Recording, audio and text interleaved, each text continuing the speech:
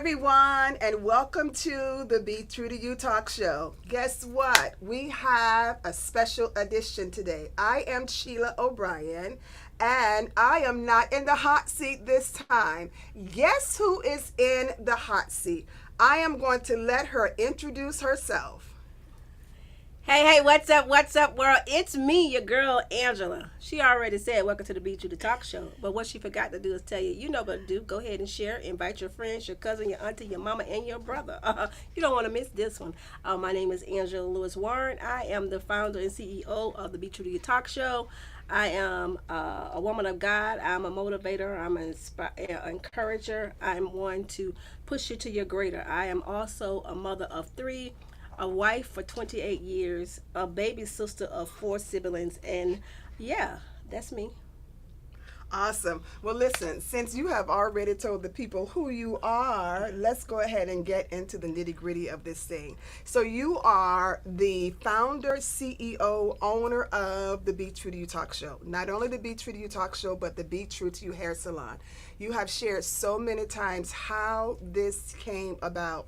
Just give us a little bit of a tidbit of that again, but I want to also ask you to share with us, how has this whole platform that the Lord has given you has shaped your life? So when you say, how did I come into it, I'm sure you're talking about how did I become BTrue2U? Yes. When I first gave my life to Christ, well, not necessarily the first time I gave my life to Christ, but when it was time for me to walk into leadership, I felt like I was inadequate. I felt like I didn't talk like the leaders. I didn't walk like the leaders. I didn't walk around saying, I'm blessed and highly favored. I felt like I spoke Ebonics. I felt like I was more into fashion. I felt people thought I was shallow because I cared about, designers and showing up fabulous, honey. And so I remember one time in my closet, God told me, be true to you, when they called me to minister. And when they said that he had called me to be a minister, I was like, no, you didn't. And he said, Angela, be true to you. And so I first thought be true to you was me doing a brand of t-shirts, because that's how I started my brand, with doing t-shirt, Christian slogans. And so I thought be true to you was that. Then I opened up a salon, and I was like, okay, I'm going to name my salon BTrue2U. I still did not grasp the purpose of the BTrue2U. I still was like, okay, this is a good slogan. God gave it to me.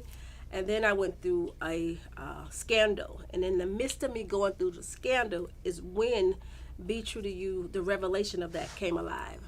When he told me to be okay with the good, the bad, the ugly about myself. Knowing those, accepting those things I can't change, and those things that I can change, I put on my big girl panties. And that's just not a slogan. That's something that he literally told me, as far as, you're not perfect. You got to pass. And so you got to understand that is a part. Some things are going to stay with you. So you got to be okay with it. It's some things that you cannot change because it's in the past. But there are some things about yourself and moving forward that you can take control over. So put on your panties, big girl panties, do the work. Some things are going to be hard, but do it anyway. Right. So how many years has it been now since you started BTrue2U? 2008. 2008. So we're almost going into what, 20 years? Well, this is 2025, so 2025, maybe like 17 years. Yeah. So again, how has that, from then to now, how has it really, really formed or shaped your life, if you will? It has caused me to realize that showing my weakness is strength. Because a lot of people think to be true to you is easy, but it's not easy to be true to yourself. It's not easy to show up in your authentic self, because in that, you leave way for people to judge you. You leave way for people to criticize how you show up. And you give people your information, because ultimately there's a lot of things that I have endured or experienced that I would like to do it behind the scene. Right. But God has not allowed me to go through my trials nor my scandals behind the scene. And I realized the reason why he gave me Be True to You, because he wants to use everything that I have to endure for ministry. And sometimes we feel like ministry is just about quoting the scripture, telling people about Jesus, but it also say minister with your life, not just your words. And so God has caused Be True to You to be a way that I minister. That we're not perfect. We make mistakes, but in that, God still loves us. And also to let people know that it is okay. It's okay that you've been through some things. You do it with such ease right now, and I can imagine getting to this point has not been an easy thing for you. What did you do? What was your behind the scene ways of getting you to this point now where you are so comfortable talking about the person that you were, knowing that you're no longer that person, but you're still evolving right into a bigger, greater person? Because you have this slogan, greatness I will be, I'll let you say it later, something to the point, right? So you are evolving into this even greater person. What did you do with self to get you to this point? Because I cannot imagine going in front of the camera. You have thousands of followers. Going in front of the camera, exposing your life like that. How did you prepare yourself to get to this point, knowing that the Lord had given you a mandate to do that? Because that's really what it was, a mandate, right? Yeah, I don't think I prepared myself for it. I don't think Really? I could have prepared myself for it. But I remember when I was a teenager sneaking out of the house. Yeah, I that remember too. those things that when Mom used to ask me about them, I wouldn't lie about it. And so I used to always say that I'm not black male material. Yeah. And I believe, I don't even know where that came from, but I think at that time he was grooming me that you're not going to be able to hide. You're not going to be black male material. In the midst of me going through a struggle in 2010, I think, he had told me that take my power back. And so I was like, what do you mean take your power back?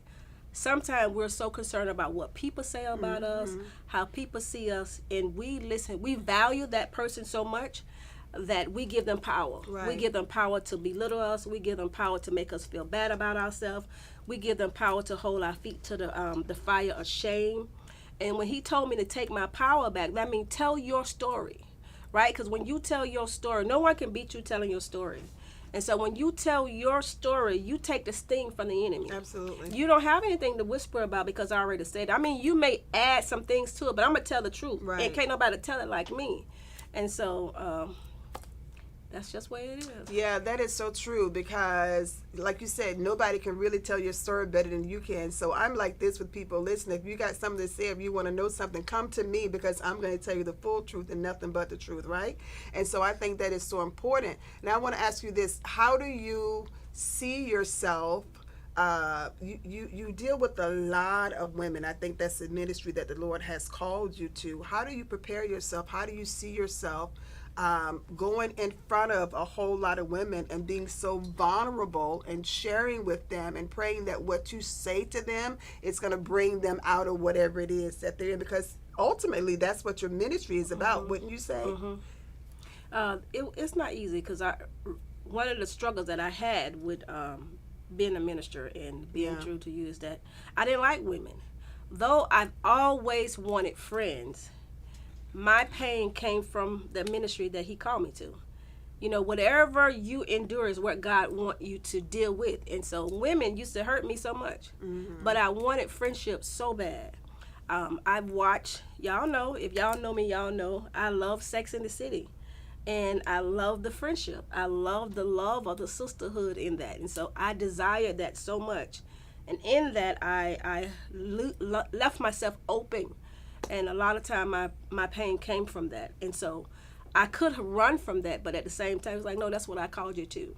And so I try to be the example that I want to see. I try to be the woman that I want to meet.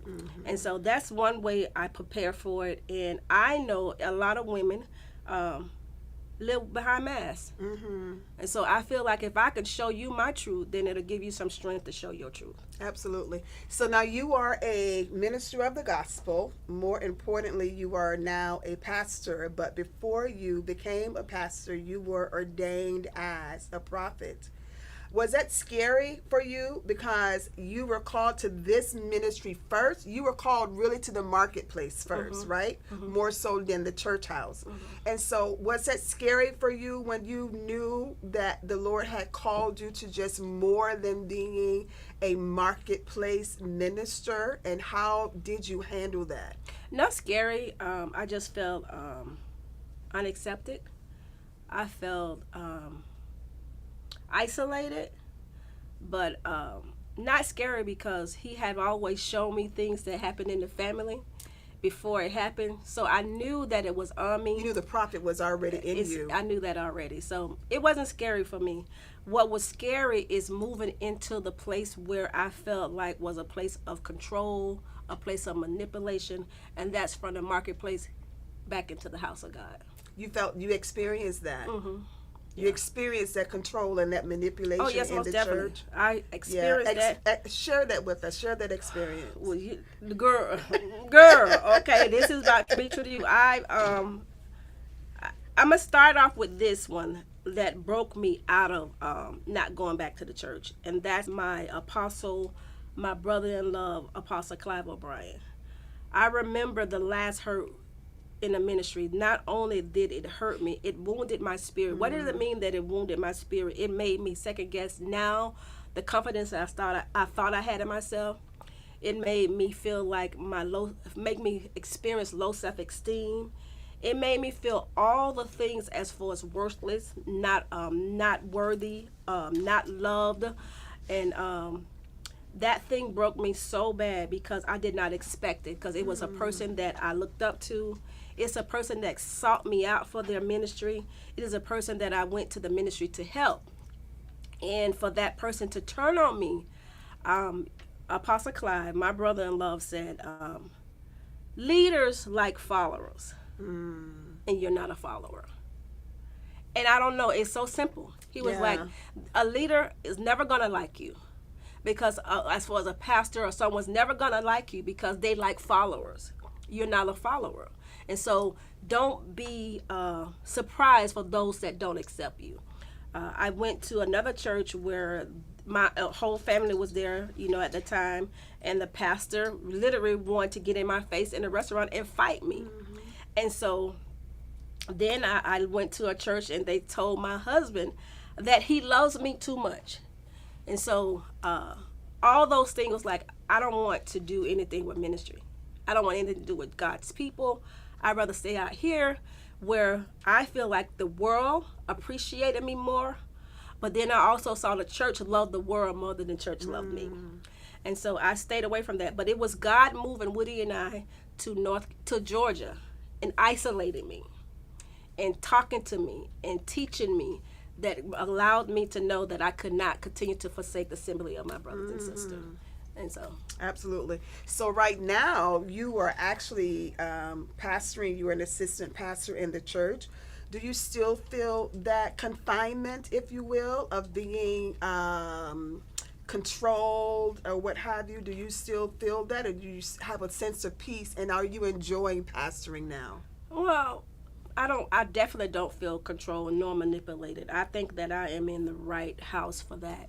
I do feel still on the outside as far as other, should I say, leaders of the community. I still feel that, but I'm okay with that. You're okay with that now? You settled yourself with that whole thing now. I'm so okay with that. Yeah. I'm okay with you not liking me. I'm okay with you not inviting me to your church. I'm okay with you not sharing your pulpit with me because I'm different. Although we should all be living our life for people to be able to use it as an example, a lot of leaders don't. And so for me to show up on the scene, I believe I cause you to be a little uncomfortable when you're not able to be authentic to yourself. Right. I get that. So you've been married now how many years? 28 years. 28 years. 29 years this year. Wow. November 2nd. Look at him back there to me. 29 years. It ain't 29 yet, son. We've been together June. I'll be together 29 years, but we won't be married until November 2nd. It'll be 29 years. 29 years, wow. And so you and your husband have no children together, right? No biological children. No biological children. But you have how many kids? 4. 4 kids together. 2 boys, 2 girls. 2 boys, 2 girls. You have 3, And he has 4. I love that. But let's talk about blended family. Yeah. And I want to talk about blended family, guys, because Angela, I'm not calling her my sister right now. Angela has such a unique and unusual blended family that you do not find with a lot of blended families, right? And so I want you to talk about that a little bit, because people would, I don't want to use the word kill, but people would love to have the kind of relationship that he has with his children, right? They would love that if they had that man or that woman that could come in and just kind of take that role on and just soak them up, and they don't see him in any other way except for as their daddy. Talk about that, and what was that like, and what has that been like? Well, I can't go into that without talking about my husband has a daughter, Right. and it's not as conducive as the ones that was in the house with them. So we do struggle as far as that part. But the 3 kids that I had that was raised in the house with Woody and I, you got to keep in mind my daughter was 9 months. The baby was 9 months. Eric was going on 2, and Kim was probably like 6. And so from the beginning, I first of all I asked God for a particular type of man. Mm-hmm. Got to be careful what you ask God for, because once I got that particular type of man, I ain't want him. But anyway, it's not nothing to do with me. It has everything to do with him, the type of man that he is. He came in when I'm at work, bathing my kids, taking my kids to the movie. He came in because the type of mother that I am, I had already laid down the ground. Look, these are my kids. I'm not having any more kids, and if you're going to be with me, you're going to have to love them as they're yours. And so he did that, but also I never allowed my children to disrespect him, Right.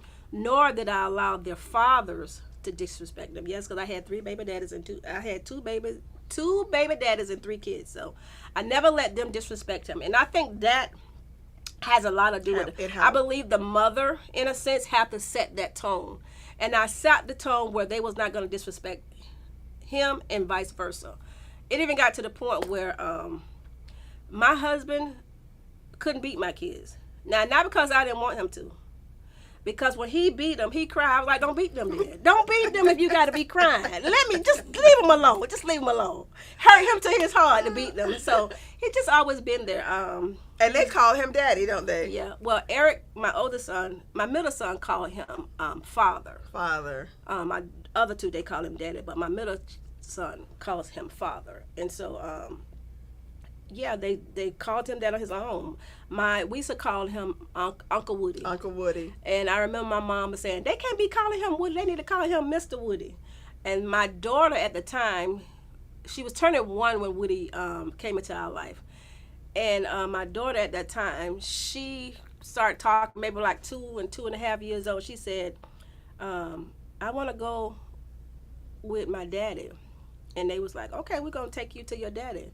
And I'm thinking if she wanted to go to her father, and she was like, no, I want to go to my daddy. Not my Eric daddy, but my daddy.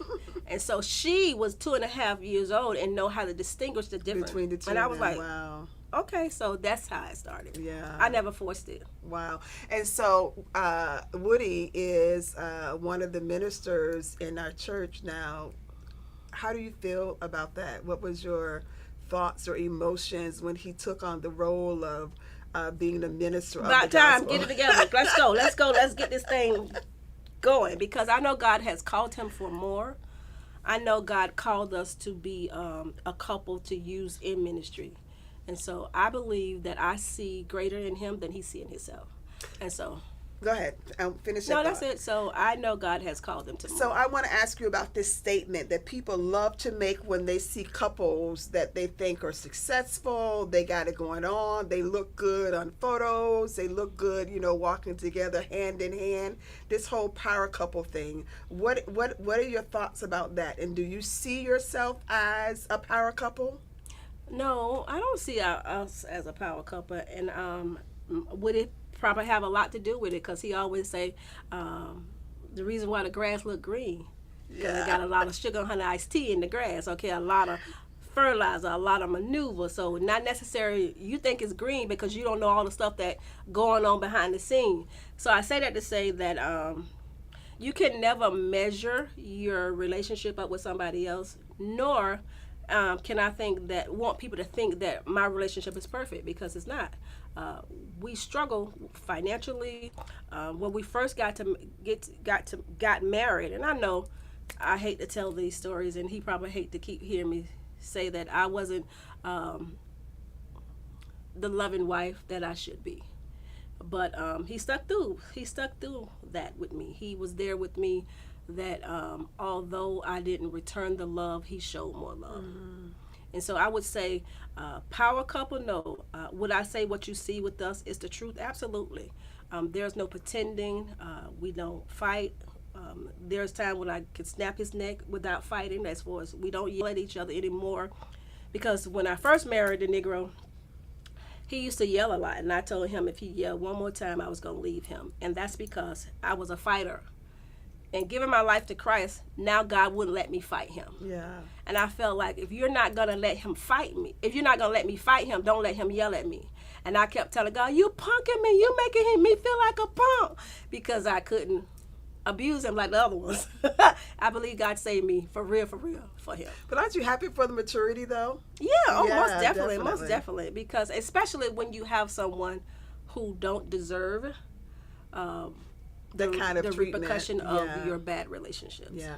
So recently, you guys went through something, and you're still going through it, and you've been very public about it, and I appreciate that, because a lot of people would not want to be public about something like that because of the embarrassment or because of what somebody is going to say or what somebody is thinking. But you guys have handled that like a champ, right? Mm-hmm. And just like you said, what you see is what you get. So the way we are on the inside is the same way that we are going to be on the outside.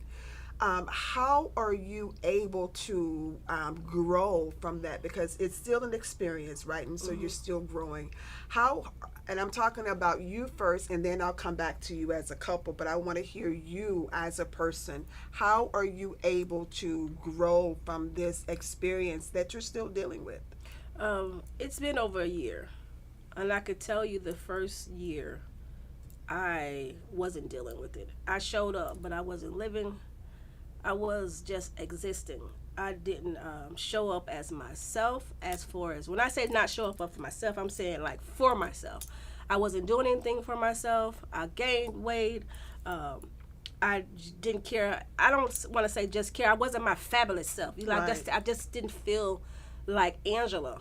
And one of the reasons being is that in the midst of my husband going through his experience, he was locked up for 9 days. Mm. And in those 9 days, I know the enemy came for me. I felt like he was coming for my mind. I used to tell my sister Mary, I know what it feels like now when they say weep and endure for a night, but joy come in the morning, because I could not wait for the sun to rise. Because in the midnight hours, I felt like the enemy was coming to steal my sanity. And then you become comfortable in a bad situation. I move in with my mom. Now this is just life. We go to work, we come home. We go to church, we go to work, we come home. Well, that's all I'm doing. And you just get comfortable doing all those things. So the enemy said, oh, now it's not worrying her anymore. And people used to be like, oh, this is going to work for your good. I say, the next person tell me that it's going to work for my good, I'm going to snap their neck, okay? Because I don't see how this working for my good. But I began to cope with it.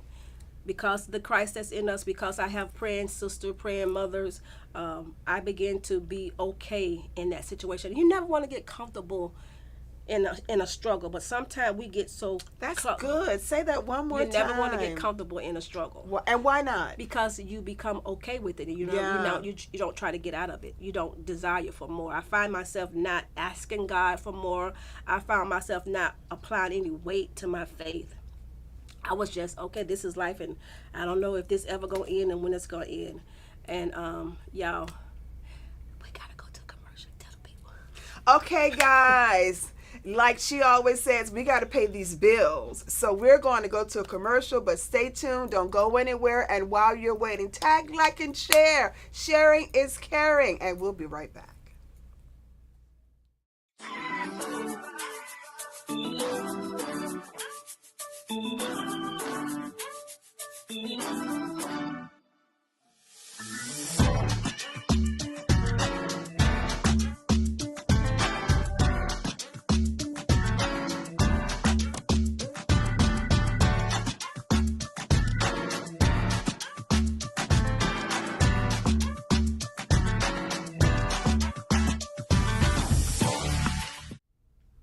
All right, guys, we are back with your host. Well, I'm your host, Sheila O'Brien, but we're back with your real host, Angela Warren of the BTrue2U Talk Show. Y'all, I'm so excited. I'm nervous. This has been really great. I've really been enjoying this. So I wanted to ask you another question as we're talking about this experience that you're going through right now with your husband. So now you talked about how you're handling it, but now how are you guys handling it as a couple?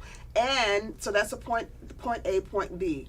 Has it brought you guys even closer together too? I think that's the question I want to ask. Okay, let me go back to before we went to commercial. I got comfortable in my struggle, and you never want to do that. And I believe the enemy saw me getting comfortable. Mm-hmm. And so the same time, a year later, the end of last year, the same thing that went on in 2023, it tried to come at the end of 2024. And I felt myself going to lose my mind again. And I remember God telling me, no, you better fight. Mm-hmm. And so in that, I said, I am determined to take the word of God to form the life that I deserve to live. And that's when God started me to doing a body in motion stays in motion. And I had to get out and start exercising for my sanity. I heard people say for years that exercises release endorsement, or exercises make you happy. And I just didn't realize how real that was until this time of my life. And now that when I get out, I can feel the presence of the Lord, and it keeps my sanity. And so that's why I have to exercise. Not only am I exercising for my health, but I exercise for my mental. You said, how is him and I handling it? I'm handling it a little better than him. I got counseling. Okay, I feel like you can get prayer and counseling. So I got counseling.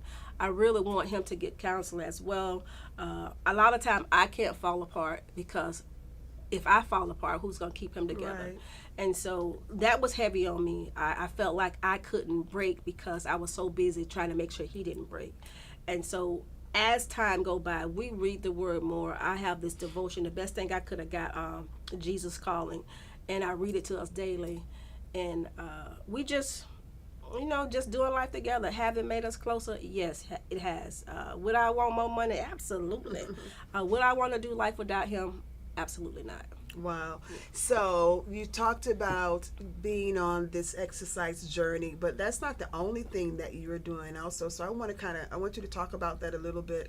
Talk to some women that may be going through similar situations. They may not be going through it with their husband, but they may be going through something like that by themselves. So let's talk about that exercise journey that the Lord has you on. And also talk about some things that you learned to do by yourself, mm-hmm. that you are now really enjoying. Yeah. What we must realize is that I don't care who you are. I don't care what your zip code is. I don't care how big your house. I don't care what car you drive. I don't care what position you hold in your job, nor what position you hold in the church. Everybody is going through something. Yeah. And so the key is to go through. The key is not to stay there. And so we must find a way to survive. And not only survive, we must find a way to live. A lot of time people say, oh, just pray or quote a scripture. But when I'm going through, don't tell me nothing about no scripture, because I already know the scripture, okay? Tell me life examples, life practical things that you did to get yourself through that. You want life applications to help you out, right? That part, yeah, okay? Definitely. So how do you get through it? And so find something to find some form of joy. Find something to be grateful for. Because when you start picking things to be grateful for, then you don't murmur as much. You don't complain any much, because no matter how bad the situation is, it can always be worse. And so what I'm telling you is to reach for something that's going to bring you joy. Reach for something that's going to make you smile. Reach for something that's going to allow you to see that you're blessed. And reach for something that make you understand everything worked together for your good. For example, I could be complaining that Woody was in jail for nine days. But to God be the glory that he wasn't in jail for 9 months or 9 years. Yes, I definitely. could be complaining that I moved into my childhood home and I live in the smallest room in the house. But to God be the glory, I'm not homeless. I can be complaining about so many things, but I choose to see the greater because listen, you may not have a car, but to God be the glory, you have legs, right? To God be the glory, you can catch a bus. You may not be able to eat a steak, but to God be the glory, you got some Roman noodles. So I've learned to be grateful in everything that I'm enduring. And so in that, I exercise. And not only that, I know what you're talking about. I am 56 years old, and I had never taken myself to breakfast. Yeah. I have never taken myself to lunch. I've bought food, went to the restaurant, picked it up, went through the drive-thru, went home and ate. But to go into a restaurant and sit down by myself, I had never done that. And when he started making me fall back in love with myself, it's called self-love or solo day, and I date myself. I do my makeup. I take myself to the movies. Beautiful experience, isn't it? It's the best thing I could have done for myself. Who would have known that was so powerful just to be able to go into a restaurant, go somewhere and sit by yourself. Now, I don't been to a movie by myself. Because you go to the movie, the lights cut off, nobody ain't looking at you. I don't done that. But honey, now I put my face on. My mama said, "Where you going?" I said, "Taking myself on a date." I put on my makeup, put my little dress on, and take myself to the movies. Have lunch at the movies. I choose one of my favorite places I like to go to is First Watch or on the beach. I like to go to the sandbar, and take yourself to eat. Okay, and if you already took yourself to eat, move over. If you never taken yourself to eat, go take yourself to eat. Go take yourself to breakfast. Go take yourself to lunch, honey. Go date yourself. It is the best experience. It really, really is. I've been doing it for years, and I love it. She was so excited when she went. I was like, she called us. I don't know if she called our sister Mary. She probably did, but she called me. Guess what I just did? And I love that because a lot of women don't think that they're worthy. You know, we're so quick to take care of everybody else, our children, our husbands. You know, I've been guilty of that myself. We've had conversations about that. No fault of his own because I'm not mandated to do it by him, but as a wife, I feel like that is my duty and I love to do it, right? And so I think that it's important that we understand that self-care, self-awareness, taking care of ourselves and understanding, like you said, that you matter because, right, if you don't take care of yourself, how can you take care of somebody else?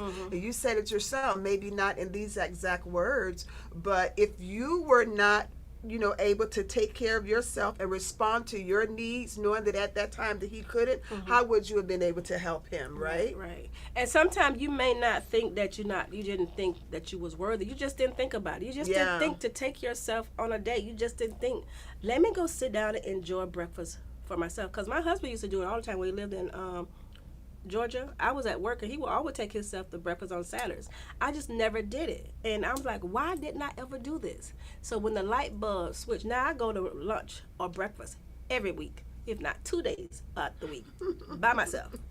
Because you're loving it, and right? I love it. Wow. First time I went, they saw this man by me and his nephew. I was so mad. I was like, no, that's not the experience I want. But And what do you do with people that look at you and like because sometimes they be like feeling sorry for you, don't right? feel sorry for me. I'm like, and to keep going, it's just the best thing. So I know it really is. Last question. You did mention that you moved back in with our mom. Hi, Mom. And the experience that you're having with that. How have you dealt with that, and what has that been like for you? Well, first of all, I have the best mother in the whole wide world because now I used to think that when I was growing up, I used to think she hated me. I thought she was meaner than a junkyard dog, mean, bad, Lee Brown, baddest man in the whole darn town, meaner than a junkyard dog. Yeah, I used to think that about my mom, but I realized that I am exactly like my mother. You are like our mom. And so I realized she was trying to make sure I didn't make some of the mistakes that she made. And so um, before we moved into the house was old. We had old carpet, old everything. Before I moved in the midst of me moving, and my husband was in his absence, she had your husband, my brother-in-law, to come in, strip up the carpet because I've had allergies and everything, lay down floor, paint, put up new Blind. closet door, blinds. She made sure I was as comfortable as possible because I'm a little cuckoo for Cocoa Puff. I'm a little OCD. I like things the way I like things. So it is hard for me to be in a space where I'm so confined that everything can't be the same colors, everything can't be the same shape, everything. I'm that kind of girl. I like to decorate it for the house not to be in sync. It too can cause me to be a little, God, I need Jesus. And so anyway, other than that, my mom does everything she can to make life easy for me. So I can't complain. Yeah. I'm grateful. I'm grateful that not only do she let us be there, she want us to be there. Mm-hmm. And especially my husband, honey, he's the manager of the house. He think he the house manager. Well, because he is. Yeah, so. I tell you that all the time, he is. So you guys know that we all have the same parents, the same mom, but we all say my mom. The same way when our daddy was alive, we said what? My daddy. We said my daddy. It's just a thing with us. So, don't get it twisted. We're not envious or jealous of that because my mom treats all of us the same. And so I love that I tell her this all the time. I'm grateful.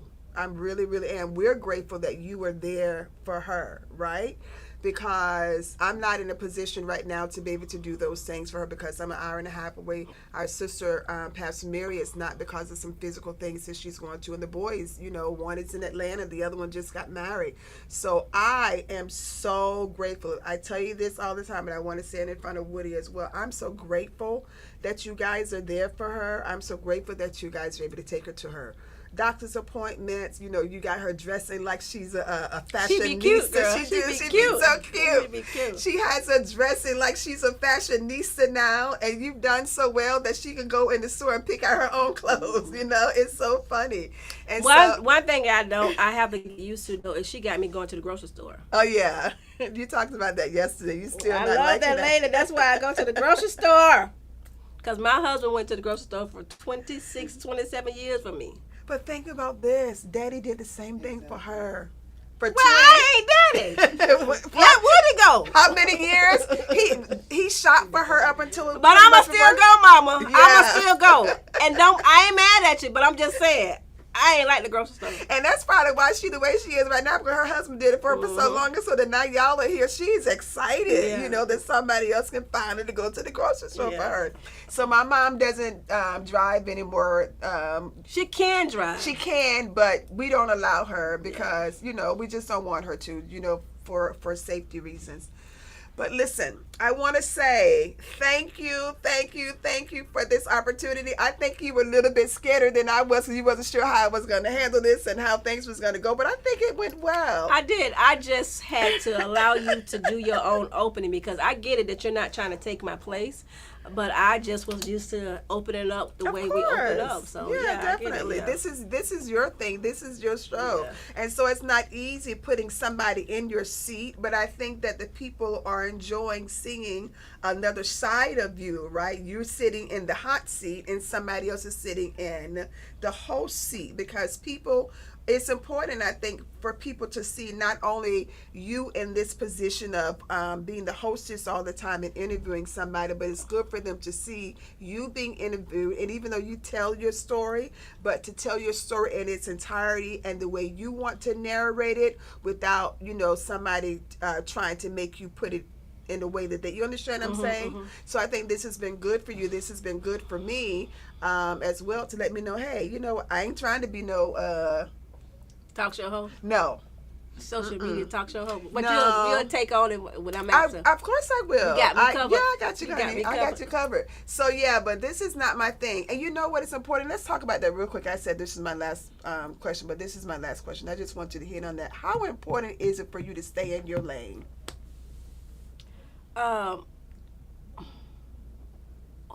who's there say that it's our lane, right?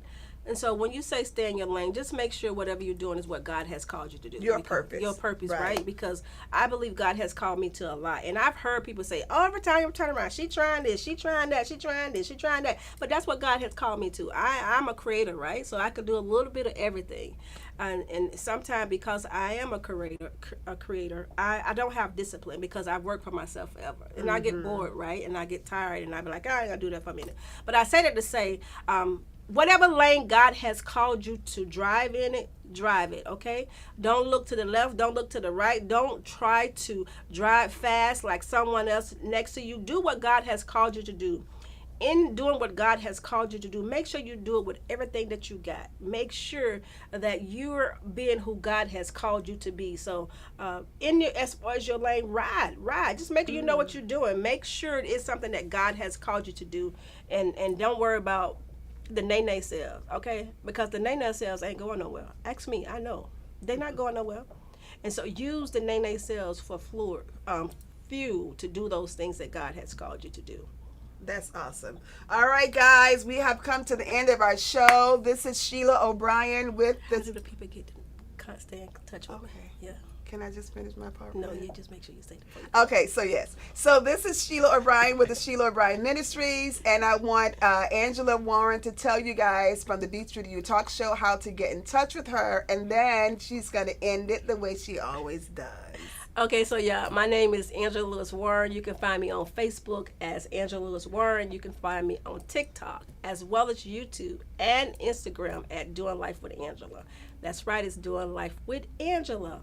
And so follow my YouTube channel. Don't just follow me, subscribe, okay? Subscribe, like, comment, and share, okay? Because there are some things that's going on the Doing Life with Angela. You know I tell my life, but I tell everything on YouTube, and I'm grateful for my YouTube. I do have one person that follow me, subscribe to me on YouTube, and when she texts me, this person I happen to know in person, she texts me and let me know that she's going on solo dates. She texts me and let me know that she's doing her going on the beach. She texts me and show me her sitting down eating lunch by herself, and it does my heart good. So I know what God has called me to do as far as doing my life with Angela is for a purpose. It's affecting people, It right? is, yeah. Yeah. All right, we're done. And so what do you say to the people? Okay, y'all. Thank you for liking. Thank you for subscribing. Make sure you share. Make sure you comment. Don't forget to tell your mama, your auntie, your sister, and your brother. And we'll see you back here next Monday. Remember, in everything you do, always be true to you. I love you and I mean it. Bye.